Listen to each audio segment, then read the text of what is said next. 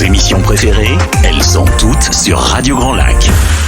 Cette émission vous est présentée par Nutrazur, laboratoire spécialisé dans les huiles essentielles par voie orale. Comment ça va?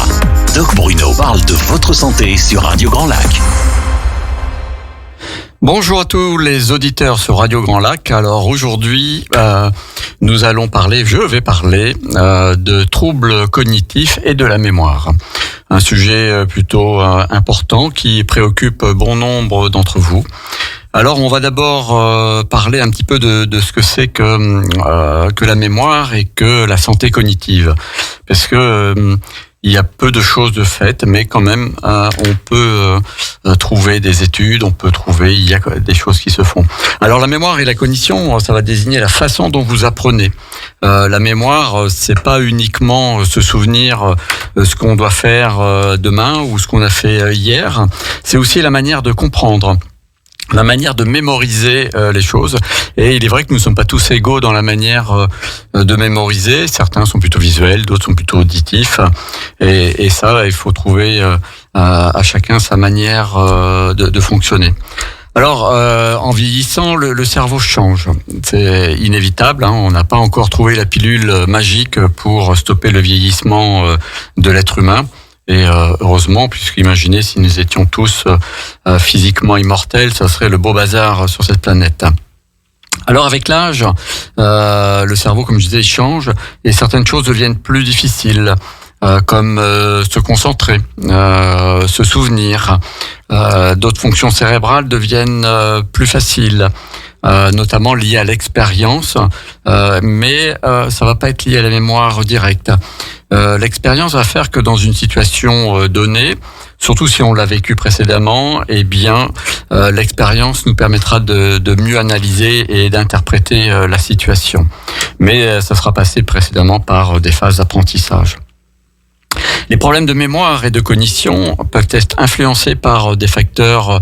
Alors un grand classique que l'on parle régulièrement sur Radio Grand Lac ou dans la vie en général, eh bien c'est le stress. Le stress. Alors il y a quelques années on disait oui c'est facile, on met tout sur le stress, mais malheureusement on sait tous aujourd'hui et les auditeurs ne me contrediront pas que nous sommes globalement stressés, même si le secteur d'Aix-les-Bains est une belle ville, une belle région. Eh bien, il y a du stress quand même. Donc, on a le stress qui va influer sur la mémoire. On a la maladie ou certaines maladies qui peuvent affecter la mémoire. Certains problèmes de santé et de la santé mentale. Certains médicaments vont altérer la mémoire.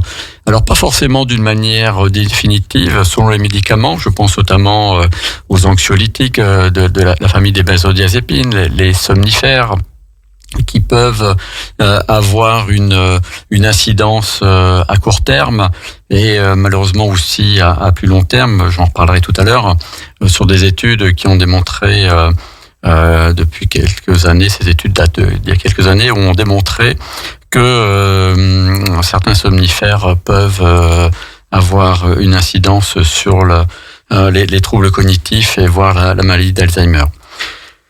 Également, quand on prend de l'âge, eh bien, la vision est moins bonne, l'audition est moins bonne, et du coup, eh bien, ça va altérer notre capacité à mémoriser parce que on n'entend pas bien, ou on entend un mot sur deux, ou bien en regardant une émission, et on va pas voir forcément toutes les images.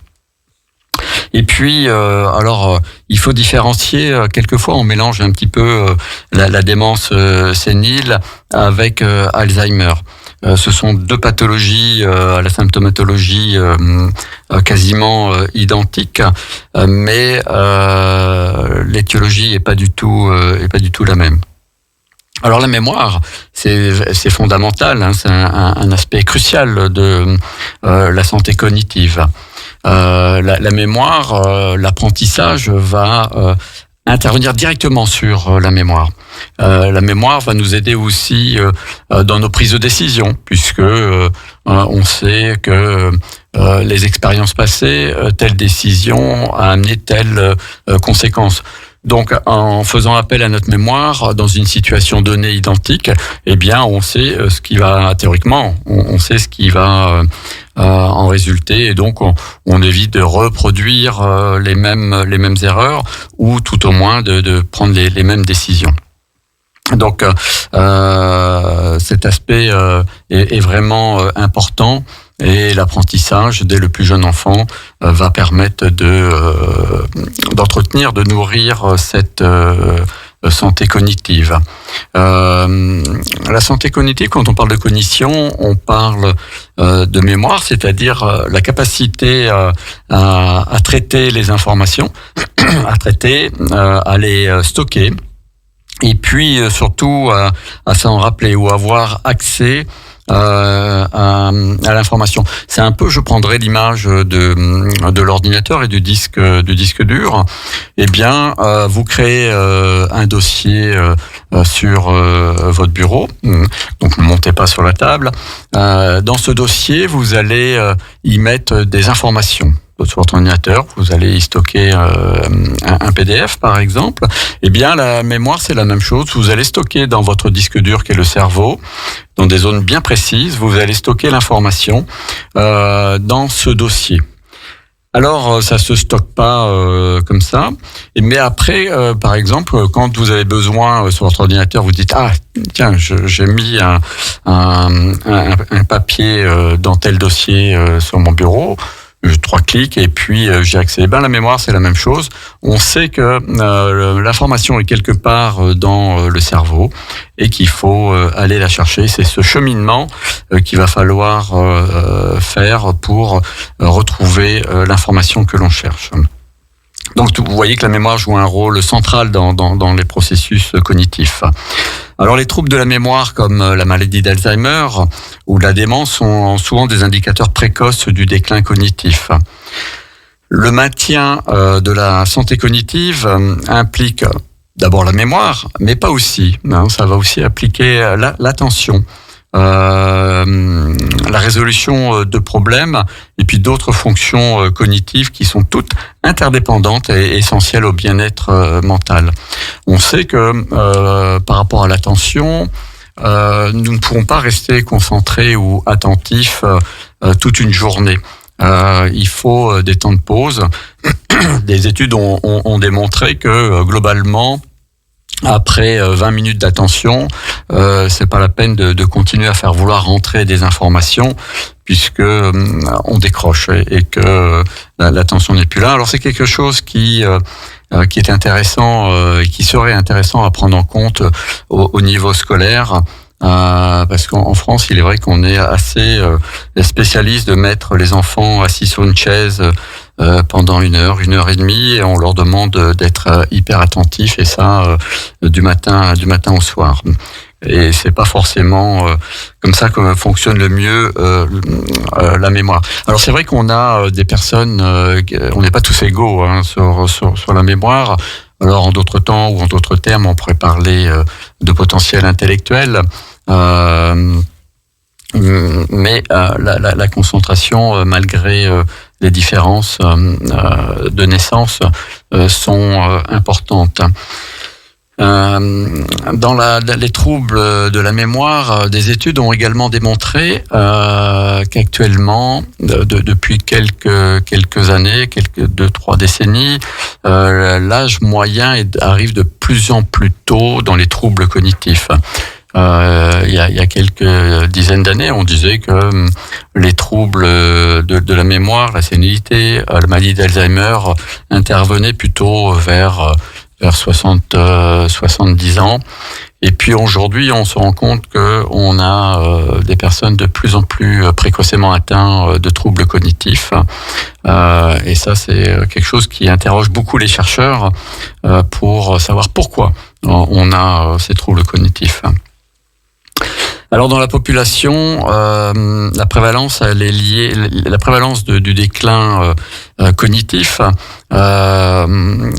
montre des résultats qui sont plutôt très inquiétants, voire préoccupants.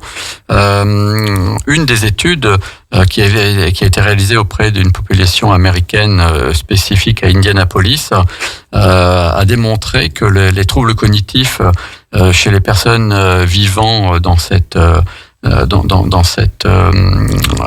communauté américaine concernaient 23,4% de la population, avec un âge qui a été, comme je vous l'ai dit tout à l'heure, plutôt maintenant des personnes aux alentours de 65 ans, et on a perdu, ils ont perdu, mais on peut nous-mêmes, population française, aixoise, se mettre dedans, perdu 10 ans.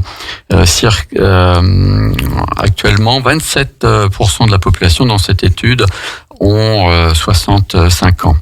Alors, 65 ans, quand on voit que l'âge de la retraite est à 64 ans, ça veut dire qu'il nous resterait 1 an après la retraite pour profiter pleinement de la vie avant d'oublier celle-ci. Et puis, bien évidemment, plus l'âge avance, on considère qu'après 75-84 ans dans cette étude, près de 40% de la population seront atteints de troubles cognitifs de type démence. Alors, ça va de la simple perte de mémoire médicale non expliquée, c'est-à-dire qu'on n'a pas de lésion cérébrale, ni les IRM sont normaux. Les troubles aussi de la mémoire ou sans que ce soit Alzheimer peuvent être aussi déclenchés avec des accidents vasculaires cérébraux. Ça concerne à peu près 4% de la population. L'abus d'alcool qui est dangereux pour la santé, mais ça on ne cesse de le répéter. L'alcool, ça conserve que les fruits et les cornichons, mais pas l'humain. Presque 2% de la population atteinte de troubles cognitifs sévères sont la conséquence de la consommation d'alcool. Alors quand on sait qu'en France particulièrement l'âge moyen de la première cuite est 13 ans, on peut se poser la question de ces jeunes adolescents quand ils auront 40-45 ans, dans quel état on va les retrouver. Et une évolution plutôt rapide, cette étude aussi montre que l'évolution est extrêmement rapide. Les troubles cognitifs se dégradent considérablement dans les 18 mois à partir du moment où on a identifié les troubles cognitifs. Alors c'est une étude que vous pourrez retrouver sur le Neurology Journal Prevalence of Cognitive Impairment. Vous tapez dans un moteur de recherche et vous la trouverez. Alors ce qui est important dans les troubles de la mémoire, c'est de la détecter la plus précocement possible et de faire de la prévention. La détection et la prévention précoce va permettre de mettre en place des outils simples pour maintenir une bonne qualité de vie et éviter que les personnes s'enfoncent ou se dégradent rapidement. On sait aujourd'hui que des techniques fonctionnent plutôt bien dès les premiers signes de l'apparition de la perte de mémoire. Alors, chers auditeurs de Radio Grand Lac, ne vous affolez pas parce que vous ne savez plus où vous avez mis vos clés.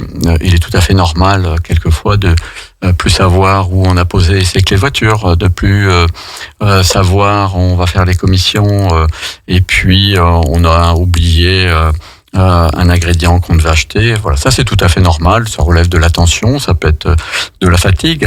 Donc si vous avez simplement oublié aujourd'hui où sont vos clés de voiture, ne courez pas tout de suite chez votre médecin en lui disant je pense que Doc Bruno a dit que j'étais atteint de troubles cognitifs, est-ce que je ne sais plus du tout où j'ai mis mes clés. Alors il y a on peut faire des tests pour déjà évaluer sa mémoire, ce qu'on appelle les tests MMS.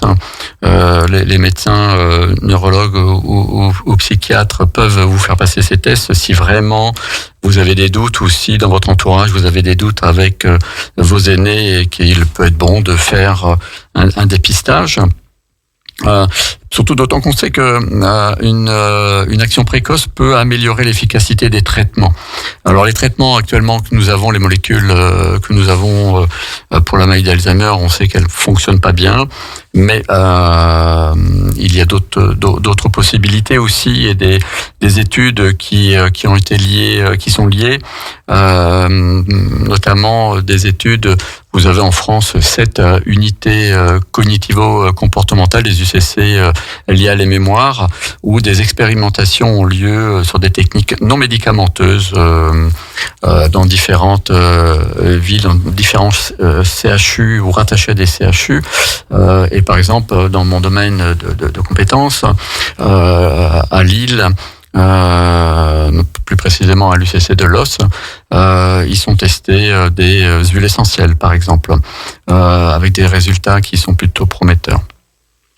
Alors comment la mémoire elle fonctionne? Alors on a 2 types de mémoire, la mémoire à court terme et la mémoire à long terme. Alors celle à court terme, c'est la mémoire qui va ce qu'on appelle aussi la mémoire du travail.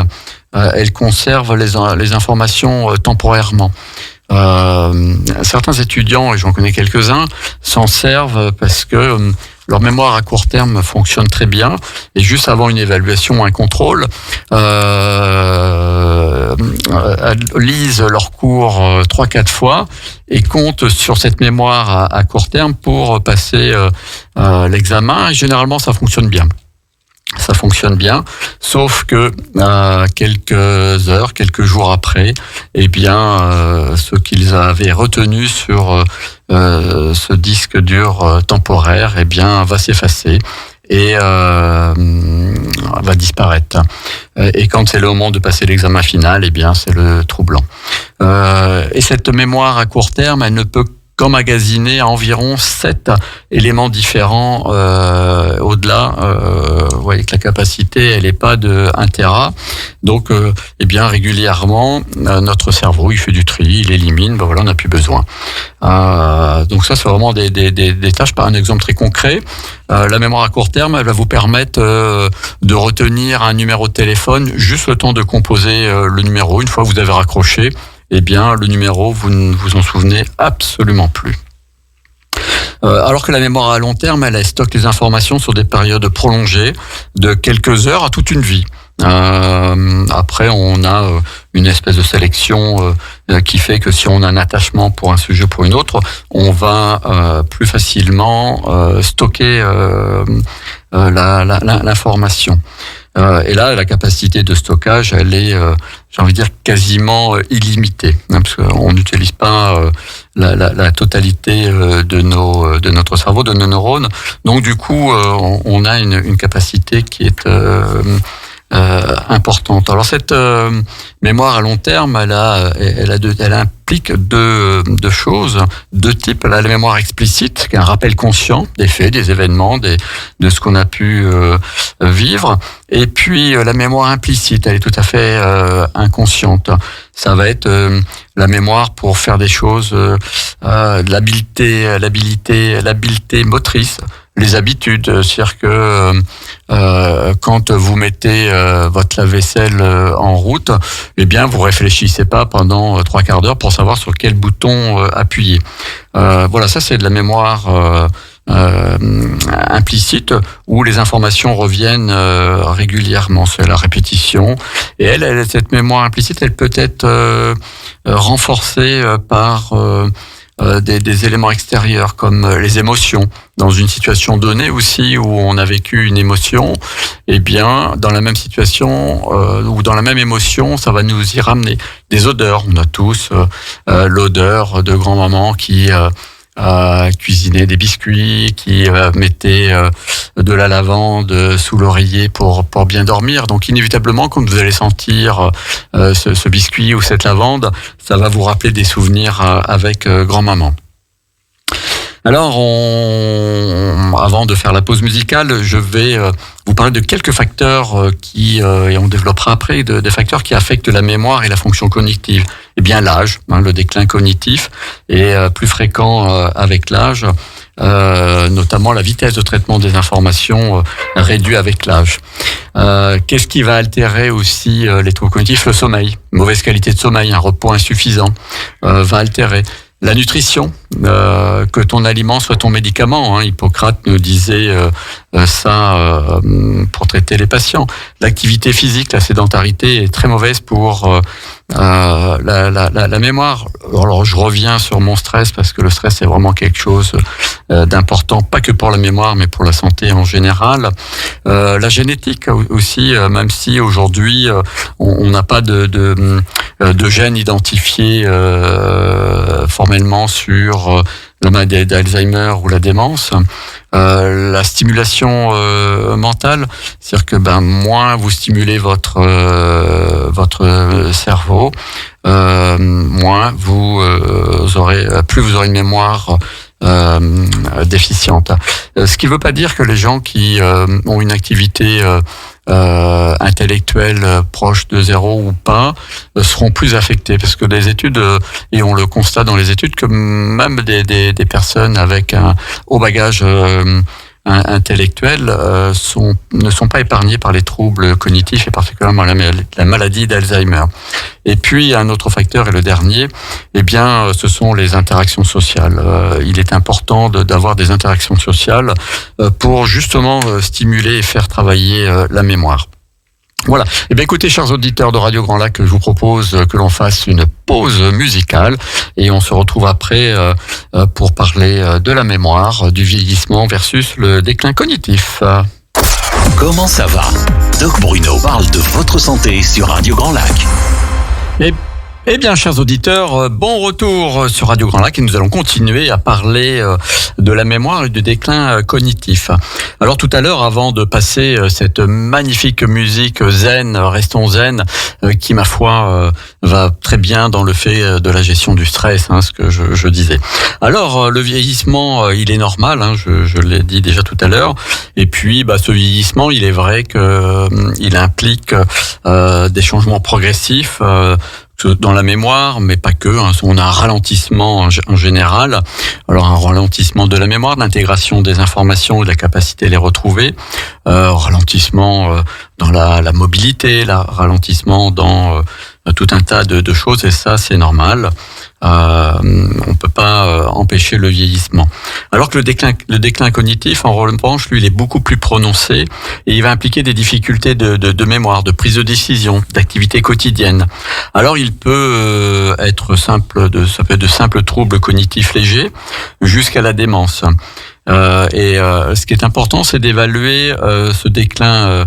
Est-ce qu'il va permettre à la personne, est-ce qu'il est à un niveau où la personne peut rester autonome chez elle, ou est-ce qu'il va falloir envisager un accompagnement, voire une hospitalisation en structure spécialisée, ce dont on manque cruellement en France. Alors, les troubles cognitifs, les plus courants, on parle de la démence, principalement de la démence et de la maladie d'Alzheimer, et régulièrement, il y a des mélanges ou des confusions entre les deux. La démence, c'est un peu un terme générique qui va désigner un ensemble de troubles cognitifs, dont la mémoire, la pensée, le comportement, interférant avec les activités quotidiennes. Alors que la maladie d'Alzheimer c'est d'abord la cause la plus fréquente de démence.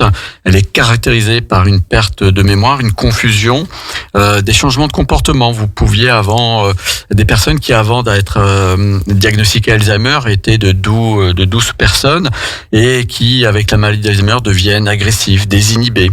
Et ça aussi, quel que soit le niveau socioculturel qu'il y avait. Alors, la maladie d'Alzheimer est quelque chose que l'on diagnostique par une IRM. Et là, à l'IRM, on voit qu'il y a une accumulation de protéines anormales dans le cerveau qui en vont entraîner, cette accumulation de protéines va entraîner des lésions neuronales. Donc c'est vraiment une maladie que l'on peut identifier. On ne sait pas qu'est-ce qui déclenche ces plaques de protéines. qui vont bloquer les fonctions cognitives et la mémoire en général. Alors ça s'aggrave avec le temps. Aujourd'hui, on sait qu'il n'y a pas de remède efficace ni en prévention ni en guérison. Mais on sait qu'avec des interventions plutôt précoces, on peut aider les personnes et les accompagnants à gérer au mieux et améliorer les qualités de vie. Des études récentes aussi semblent démontrer qu'on peut avoir une accumulation de fer cérébral qui favoriserait la neurodégénérescence et cette concentration augmente avec le stress oxydatif. Alors les symptômes entre la démence et la maladie d'Alzheimer sont similaires, une perte de mémoire, des difficultés à prendre des décisions, de la confusion, des changements d'humeur. Alors au début, on peut oublier des conversations, on peut oublier un rendez-vous. Alors généralement le malade concerné, lui, considère que il est fatigué parce que au début l'information elle revient. Ce sont des pertes momentanées et puis ces pertes de mémoire elles sont de plus en plus prononcées, de plus en plus itératives et puis ça s'aggrave et les personnes atteintes de démence ou de maladie d'Alzheimer ont de plus en plus de mal à reconnaître leurs proches, sont désorientés, j'ai l'exemple moi d'un patient qui allait à la boîte aux lettres, sortait de la maison à la boîte aux lettres et savait plus retourner de la boîte aux lettres à la maison alors qu'il avait la maison en visuel. Donc tout ça s'aggrave avec le temps et on sait que ce sont des maladies qui évoluent par poussée inflammatoire qui à chaque poussée les symptômes vont s'aggraver. Alors il y a la progressivité de la maladie, elle va varier en fonction de la cause. Bien sûr que une personne qui aura consommé beaucoup de drogue, beaucoup d'alcool, etc. va se dégrader plus vite. La génétique va faire que ça va se dégrader plus vite. S'il y a eu un AVC, les troubles cognitifs, surtout si l'AVC a été important et qu'on a une zone cérébrale fortement dégradée, bien évidemment que ça va aller plus vite. Le tabagisme, on en parle beaucoup. On a parlé beaucoup du tabac au mois de novembre avec le mois sans tabac. Et puis après le reste de l'année, on a l'impression qu'on peut fumer comme ça et que tout va bien dans le meilleur des mondes. Le tabac n'occasionne pas que des cancers du poumon ou des cancers laryngés. Le tabac a beaucoup d'effets également sur le cerveau.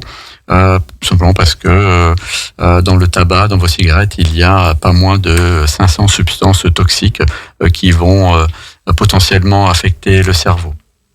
Et puis une étude assez récente a démontré aussi les effets du cannabis sur le cerveau. Et notamment, les cannabinoïdes peuvent détruire comme ça. Alors, l'explication, on la connaît pas bien ou les mécanismes, mais on sait que les cannabinoïdes peuvent détruire des neurones comme ça en un claquement de doigts. Ce qui va aussi les facteurs de risque, ce sont les lésions cérébrales, un traumatisme crânien. Même s'il est ancien et que vous avez la sensation d'avoir bien récupéré d'un trauma crânien, eh bien, il augmente le risque d'avoir des troubles cognitifs. Et puis alors le niveau socio-culturel n'est pas forcément un facteur important, mais on sait que des personnes issues de milieux défavorisés où il y a eu peu de stimulation, où le niveau d'éducation et de stimulation mentale est très faible, auront un déclin cognitif plus rapide ou plus précoce que certains. Alors, dans les troubles cognitifs légers, c'est caractérisé ces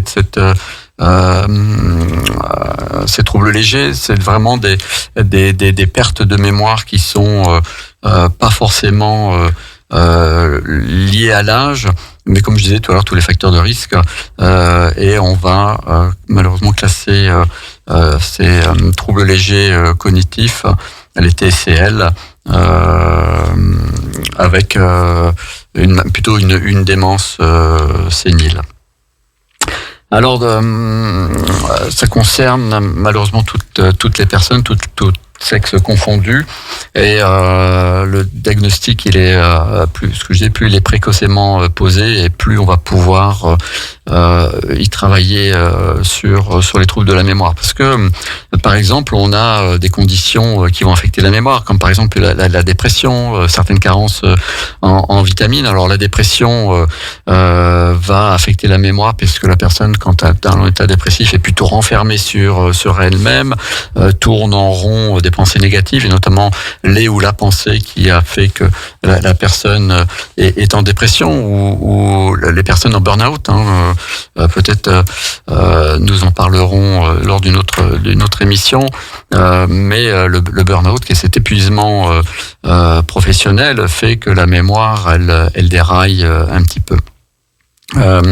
Alors, la mémoire, elle va être dégradée chez les gens qui sont... Alors, généralement, les personnes qui sont dépressives, ils leur sont prescrits des antidépresseurs, des anxiolytiques, voire des somnifères, et on sait que ces catégories de médicaments vont altérer la mémoire, et que ce sont des médicaments qui doivent être pris vraiment sur du court terme, c'est-à-dire le temps de passer un cap difficile, et en étant accompagné par son médecin ou son psychiatre. Alors c'est pas parce que vous prenez des anxiolytiques et que du coup le matin au réveil la mémoire fonctionne pas bien que vous êtes atteint de démence ou d'Alzheimer, mais ça altère la mémoire. La carence en vitamines, on sait que les carences en vitamine B, notamment la B12 ou la vitamine D, peuvent entraîner un déficit de la mémoire et réduire la concentration. Des problèmes de thyroïde. On sait aussi que un dysfonctionnement de la thyroïde va affecter les fonctions cognitives. Le sommeil, il est clair que si vous avez fait ou la fête toute la nuit, ou si eh bien vous avez eu une mauvaise nuit avec des coupures et peu de sommeil, donc un sommeil non réparateur, eh bien la mémoire sera moins efficace dans la journée. Et puis le stress chronique prolongé va entraîner des problèmes de mémoire, simplement parce qu'il va affecter l'hippocampe au niveau cérébral. Donc vous voyez que avant de poser un diagnostic ou de dire il a des troubles de mémoire, c'est Alzheimer, étant bien même que l'on a pu poser ce diagnostic d'Alzheimer ou de démence, il est quand même important dans la prévention ou dans l'accompagnement du développement de cette maladie, de faire attention à modifier ou combler des carences éventuelles, ou améliorer le sommeil, alors en évitant les somnifères. Alors il y a une étude canadienne qui est parue il y a maintenant 7 ans de ça, qui disait que les gens qui consommaient des somnifères, et particulièrement le Stilnox, avait un risque accru de développer une démence ou une maladie d'Alzheimer après quelques années de prise, même si ces médicaments ne doivent pas être prescrits plus d'1 mois, avait un risque accru de développer. Donc les autorités sanitaires ont alerté tous les médecins pour limiter la prescription au maximum de ce médicament, qui d'ailleurs est passé sur prescription sur ordonnance sécurisée depuis bientôt 2 ans. Alors dans la prévention des troubles de la mémoire, eh bien, ce qu'il faut faire, c'est de l'activité physique adaptée. Il ne s'agit pas d'aller gravir le Mont Blanc ou de faire un ultra-trail de 300 km, mais tous les jours d'avoir 20 minutes d'activité physique adaptée, simplement parce que ça va favoriser la circulation sanguine, favoriser l'oxygénation et favoriser la neurogénèse. Avoir une alimentation saine, riche en vitamines, en antioxydants, et puis en oméga 3. Alors les oméga 3, l'alimentation, il est vrai que, j'en ai parlé lors d'une autre émission, les oméga 3, notre alimentation nous en apporte peu, alors que notre cerveau en est constitué à peu près de 45%. Donc, chers auditeurs, vous voyez qu'il est important de vous supplémenter en oméga 3 en permanence. puisque même si vous mangez du saumon fumé bio, eh bien vous n'aurez pas beaucoup d'oméga 3. Donc des oméga 3 à consommer tous les jours, des vitamines, faire des cures de vitamine B, de vitamine D, de manière à améliorer et éviter les carences.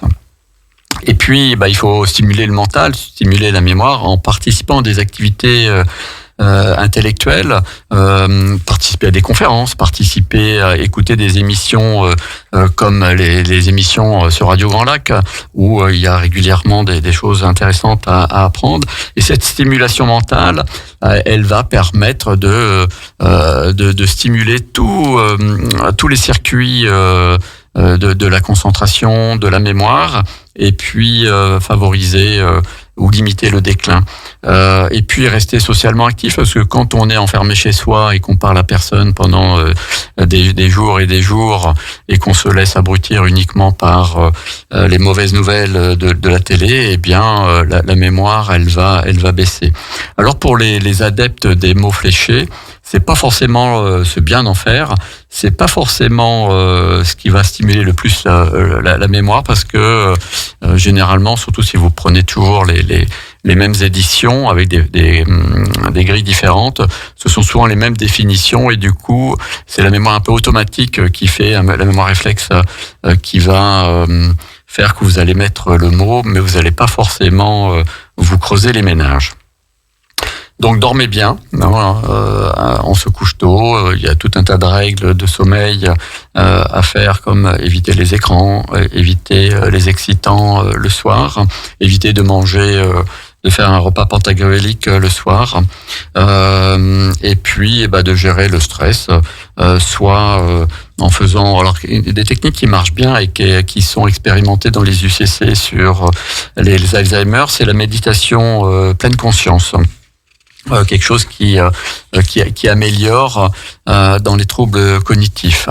Voilà un petit peu ce que l'on peut faire. Donc au niveau alimentation, apport de minéraux comme le magnésium, le calcium, et puis des antioxydants pour limiter les conséquences du stress oxydatif.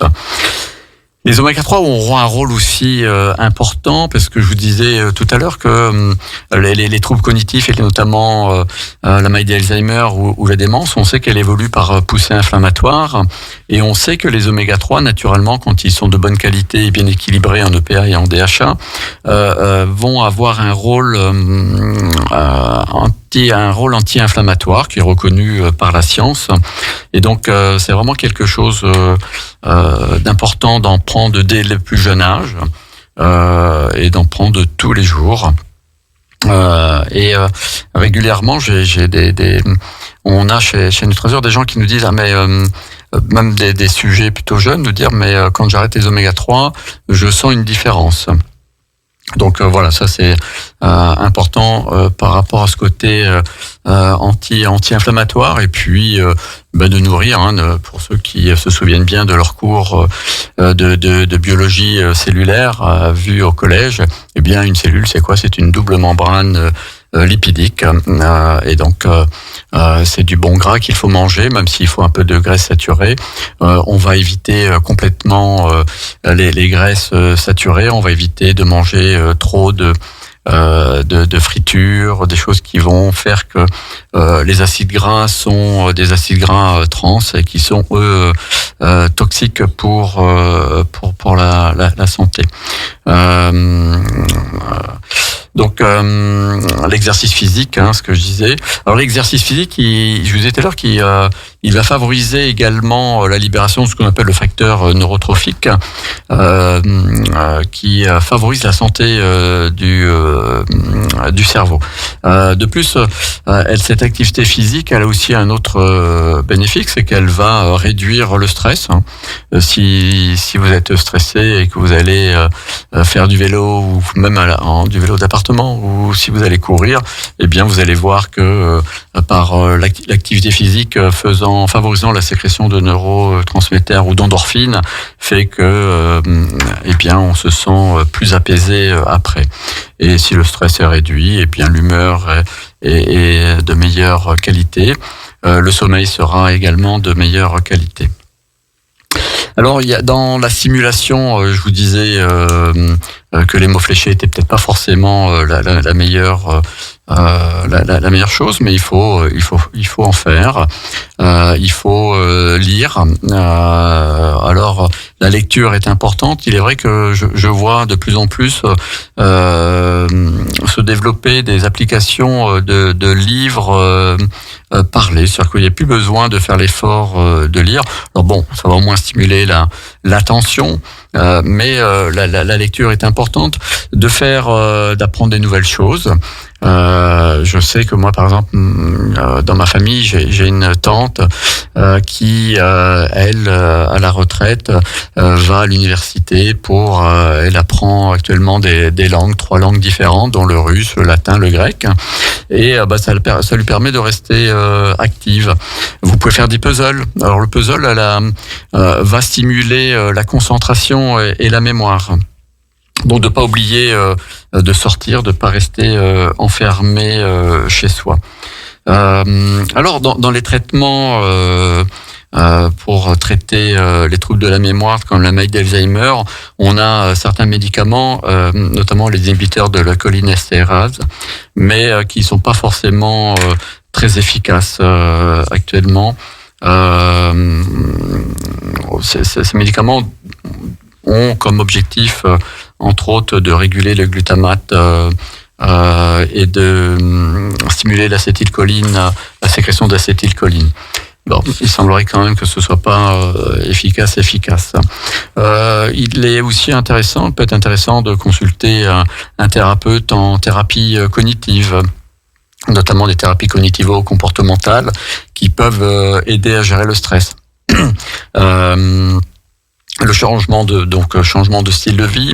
Et il y a également des traitements émergents. Il y a de nouvelles thérapies médicamenteuses qui, pour le moment, l'objectif de ce nouvel traitement serait de traiter ou de cibler les plaques amyloïdes ou les protéines tau qui se sont accumulées pour essayer de traiter les maladies d'Alzheimer. Et puis surtout d'améliorer les qualités de vie. Je vous parlais de ces unités des UCC où on essaye des techniques non médicamenteuses. Et pour ce qui nous concerne, le mémosens qui a été testé à Lille pendant 5 ans a donné d'excellents résultats, notamment avec l'huile de coco qui a été beaucoup étudiée à l'université de Tokyo pour ses bienfaits sur l'amélioration de la mémoire, simplement parce qu'elle contient ce qu'on appelle des TCM, des triglycérines à chaîne moyenne, qui soutiennent les fonctions cognitives dans la démence ou Alzheimer, simplement parce qu'ils sont métabolisés très rapidement en cétone, une source d'énergie alternative pour le cerveau, qui peut aider à maintenir la fonction cognitive et qui également va permettre une régulation du glucose, parce qu'on sait une piste d'étude de la maladie d'Alzheimer et cette régulation du glucose au niveau du cerveau. Donc, vous pouvez au quotidien consommer de l'huile de coco. Alors, allez-y doucement. Il ne s'agit pas de manger 10 cuillères à soupe d'huile de coco. Il faut surtout qu'elle soit de bonne qualité, de préférence bio, et qu'elle soit crue. Donc, vous pouvez la mélanger dans des pâtes, des pommes de terre, des légumes, de la salade, etc. Non. Et en plus, elle a aussi des propriétés antioxydantes et anti-inflammatoires. Donc, vraiment quelque chose d'intéressant. En phytothérapie, on sait que le ginkgo biloba est quelque chose en favorisant la microcirculation cérébrale, va aider à maintenir ou éviter une dégradation trop rapide du tissu cérébral. Je reviens sur mes oméga 3 à consommer. Une plante également très intéressante, une plante de la médecine ayurvédique, c'est l'ashwagandha. Cette plante, des études ont démontré qu'elle favorisait la croissance des synapses et la connexion entre les synapses. Et donc, elle a aussi un rôle neuroprotectrice sur l'ensemble de nos neurones. Et en plus, elle est anti-stress. Donc, c'est vraiment une plante qui est qui commence à être connue depuis quelques années, mais qui est intéressante à consommer. Le curcuma, n'hésitez pas à mettre dans votre alimentation du curcuma, parce qu'on sait que la curcumine, qui est le principe, l'actif dominant du curcuma, a des propriétés antioxydantes et anti-inflammatoires. Et des études suggèrent qu'elle réduit les symptômes ou qu'elle réduit la progression de la maladie d'Alzheimer, notamment en réduisant ces fameuses plaques amyloïdes et en protégeant les cellules cérébrales et en allongeant les périodes de poussée inflammatoire. C'est-à-dire qu'au lieu d'avoir des poussées tous les 3 mois, eh bien, on peut repousser ces périodes à 6 mois ou plus. Et donc, intéressant de les repousser, parce que tant qu'il n'y a pas de poussée inflammatoire, la maladie ne se dégrade pas. La vitamine E, qui est aussi intéressante à consommer, qu'on trouve dans certaines huiles, dans certaines huiles, et qui est antioxydant. Donc voilà, n'hésitez pas à en parler à votre médecin, à consulter si vous avez des doutes. Et puis je rajouterai également que les aidants doivent aussi consulter, puisque malheureusement on voit beaucoup, et notamment quand j'allais à l'UCC pour cette étude, on voyait des aidants qui eux-mêmes commençaient à perdre pied, puisque ils étaient complètement épuisés et ne pouvaient plus. Donc il est important que les aidants prennent du temps pour eux et sans culpabiliser. Alors il est vrai qu'en France on a un gros travail pour accompagner les aidants. Alors déjà pour trouver des places pour les malades de démence ou d'Alzheimer, et il est vrai que avec la fermeture continue des lits d'hôpitaux, on est plutôt sur un problème de place qui est très très difficile à trouver. Mais malheureusement, comme je disais, on a des malades de démence ou d'Alzheimer qui sont de plus en plus jeunes, et malheureusement dans les 10, 15, 20 ans à venir, on aura une augmentation importante de ces pathologies. Et malheureusement, si nos dirigeants ne font rien pour ouvrir des structures, on aura un gros problème. Voilà, alors chers auditeurs de Radio Grand Lac, je vous remercie de m'avoir écouté. N'hésitez pas à poser vos questions sur le site de Radio Grand Lac, sur le Facebook, ou de partager simplement vos histoires, vos vécus, si vous avez des personnes dans votre entourage qui sont concernées par cette maladie. Je tiens également à remercier Alvin qui m'a aidé à préparer cette émission. Vous savez, c'est moi qui commence à perdre les pédales. Et puis, je vous souhaite à tous de très joyeuses fêtes de Noël, un excellent premier de l'an. Je remercie Sandra et puis Jean-Pierre de l'accueil qui est toujours extraordinaire quand je viens ici. Et puis nous, on se retrouvera au mois de janvier. On parlera du bien-être au travail.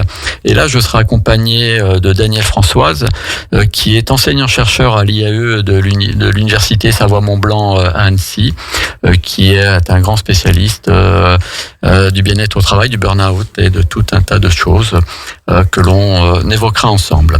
Et maintenant, restez avec nous pour l'émission suivante, questions de parents. Radio Grand Lac. Ho, ho, ho!